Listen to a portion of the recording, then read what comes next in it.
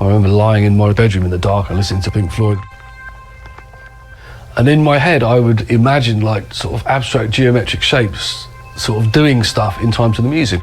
For a long time, these abstract visions were just in my head. As I went through school, that kind of went to the back of my mind. And at first, when I was programming games, it didn't really occur to me that I could use the computer to do that. One day I was out for a run and I just thought, why don't I try doing, using some of this tech that I've got for making games and make something that's not a game, and why not try and just do a single approximation of what this thing I'd had in mind, this machine to externalise the abstract stuff in your head, to go, how you might go about making one of those. And so I came up with this like 1K program, which I called Psychedelia. You just had this dot, and you move the dot around. You press the button, and all these flowing patterns would come out. And you could put symmetry on them, so you could kind of direct this in time to the music.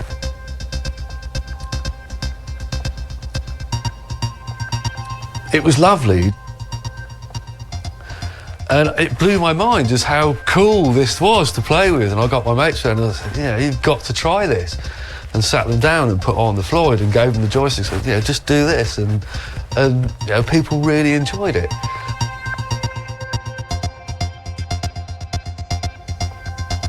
And it was so nice.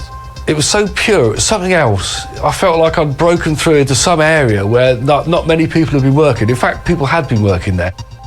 It was actually only years later I found out that Atari made the Atari video music in 1977.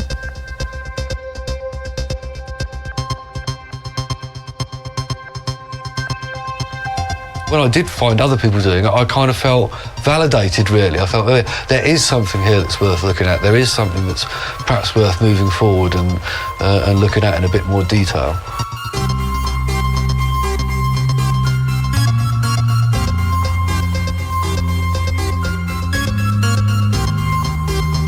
I felt it was something that was too pure and too good in itself. It was just too pure to be commercialised. I wanted to just give it away. And I did. I gave the original version. I gave away as a listing. I got it published in magazines. There was a hex listing. You put this thing in.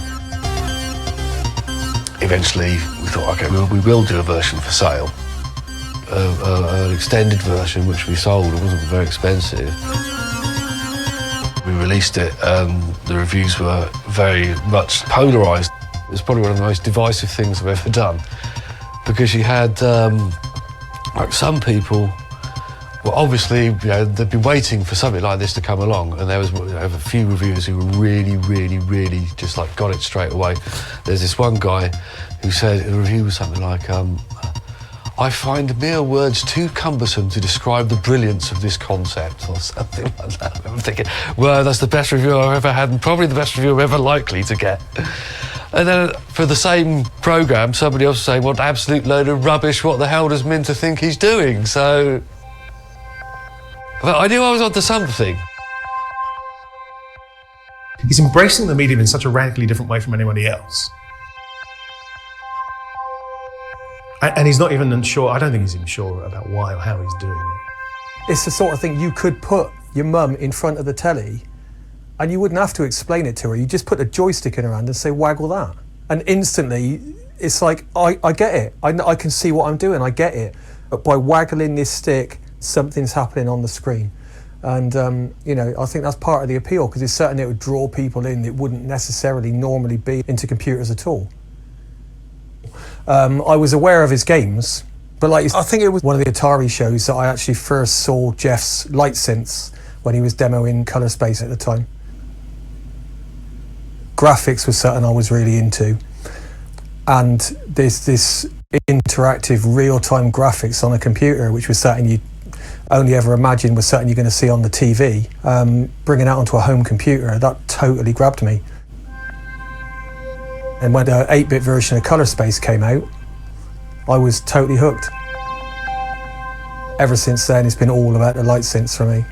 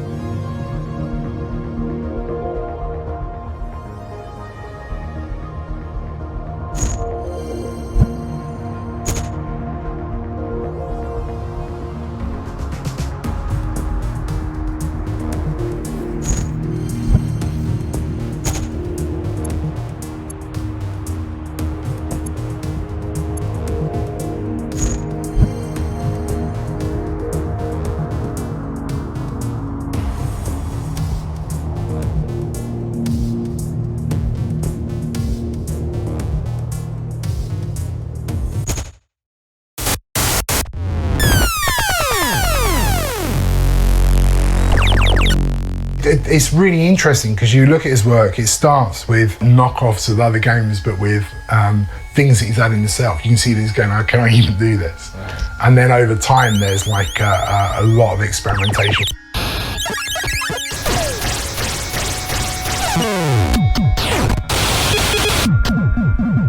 I developed quite an interest in just trying to do stuff that was a bit different than the arcade style stuff that people do. I think, oh, we've got these machines, you can do anything with them if you want. Why not try out some new ways of doing things? And sometimes I went a bit too far.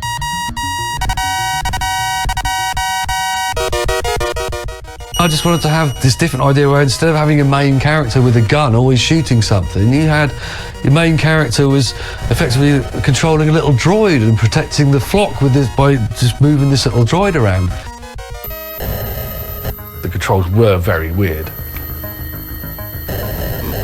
It's the kind of game, it probably would have worked better with a mouse than with a digital joystick.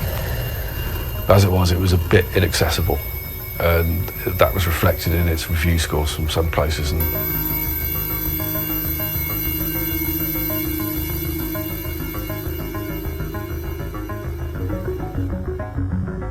the guy who did the review for Zap magazine is a guy who previously had sent me a very nice letter saying how much he enjoyed, I think it was Anticipital, and that part of the reason he got the job at Zap was because he'd shown people his skills on Anticipital. And so I thought it was tremendously disloyal for this guy to immediately join up with them and then pan my bloody game. I think the thing that Jeff didn't understand was I didn't like half of his games, but the half I did like, I loved. And it wasn't anything about him. For me, the opportunity on Zap was just a sort of conduit to play some more stuff and share opinions. So of course, one of the first games we review is a Jeff game. So I'm like, yes! Get to see a Jeff game before it's released or whatever, I can't remember what it was. I was really excited about that. I just didn't get on with it at all. It was all just experimentation. It wasn't done out of bloody mindedness. One of the things I did like in Mumble On was the grid that you could move around to play the levels in different orders. It was just like, let's see what happens. Does this work? I think it works. Maybe, people don't agree with me, but at least I tried. There's more than one magazine that didn't like it. The failing was, because this is all sort of new ground doing all these reviews in this way, critiquing was not, at the time, was just pretty much an opinion. It wasn't a proper critique of what did work, what didn't work, why it probably didn't work. Here's my ideas about why I don't think it worked. It was more a case of you'd write about what it was about and you'd give an opinion. That was it. So that was the structure, that was the framework within which you were working.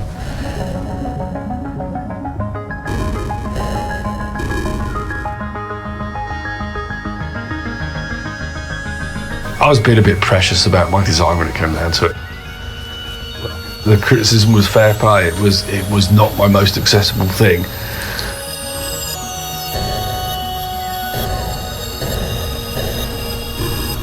I still think it's quite a nice game, but I wasn't that good at game design yet. I wasn't good enough to make that game work well. Perhaps if I was doing it now, I could make that game work properly. But anyway, it's all water under the bridge now.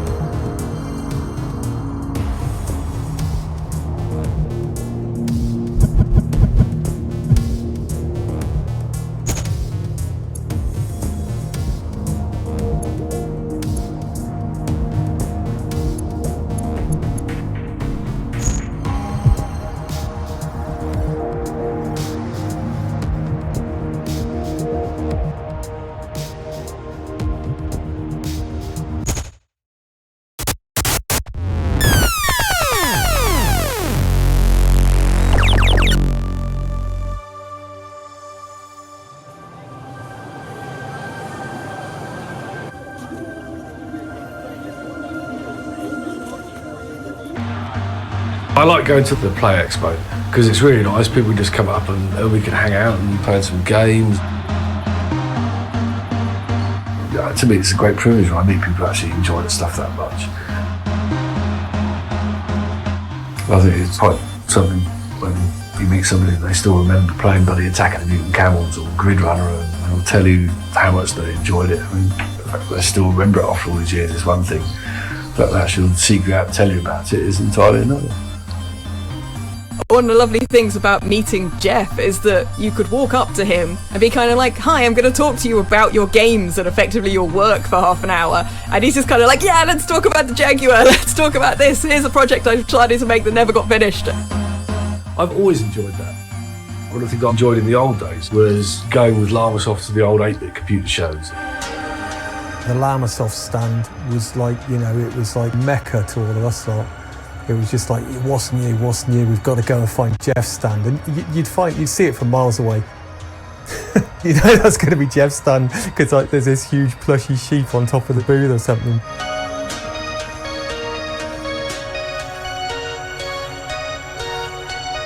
For us, it was never really about selling.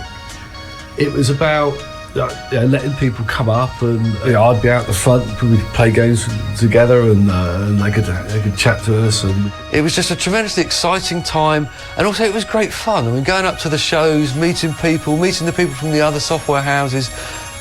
It was like a big group of mates all having a wonderful time. If there was a computer show on in the UK, Jeff and his mum and dad were going to be there. You know, when I was a young lad, I'd always like, you know, go say hi. And there's so many people that I know today that I still remember from back in the day that were young kids that would turn up on the stand. You know, there's people from all walks of life.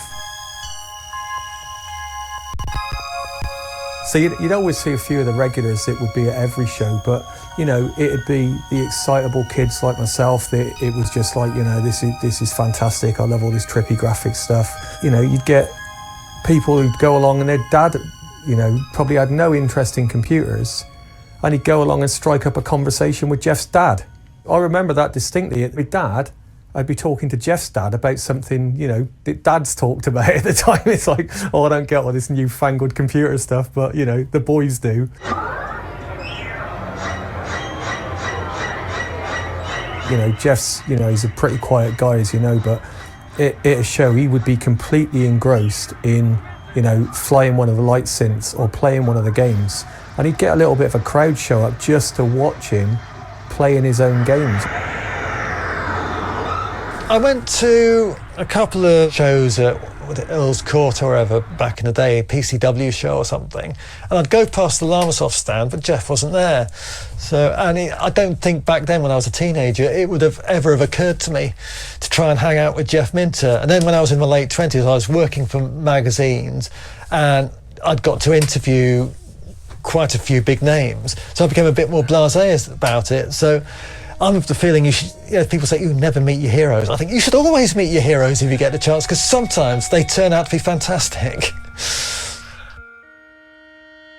No one else is Jeff Minter, or could be Jeff Minter. That's just what he was, and that came with a whole bunch of bits and pieces to do with stuff they had put in his games. It looked a bit rock starish and hippie-ish as well, because it was part of what you were buying, I think. And that stuff was always communicated directly to his fans. I like to do these newsletters. You see the newsletter called Nature of the Beast, and I'd sit down, just write a chatty little newsletter style thing, talking about what I was doing. One of the first games of his I bought had his address, and he said, for a newsletter, write to. And I thought, yeah, go on then, let's see what this is about. You know, not thinking it would be anything, I thought it would just be advertising and stuff, you know. And the first one arrived, I think it was number 1. I read it and I went, wow, wow, what? Is this guy for real? Yeah, and then they kept coming. I think I don't remember whether you had to send them stamped addressed envelope. Every time you got one, you sent one back. I think that was the deal, but yeah, he used to write them quite regularly. It was news about how he was developing the games and other things that happened. You know, it just keep you informed, which is great. Everyone else was just a company or a product, and Jeff was Jeff. Programming for me started from the inspiration of being a fan of these people like Jeff that were sitting at home making their own games. You'd read about him doing this in the magazines at the time. He used to do these great interviews. They were so vivid, the way that he told the story of what he was up to, what inspired him. And I was thinking, yeah, I could do that. That was just totally different. It was his heart on the page and it was his heart in the game. And that inspired me.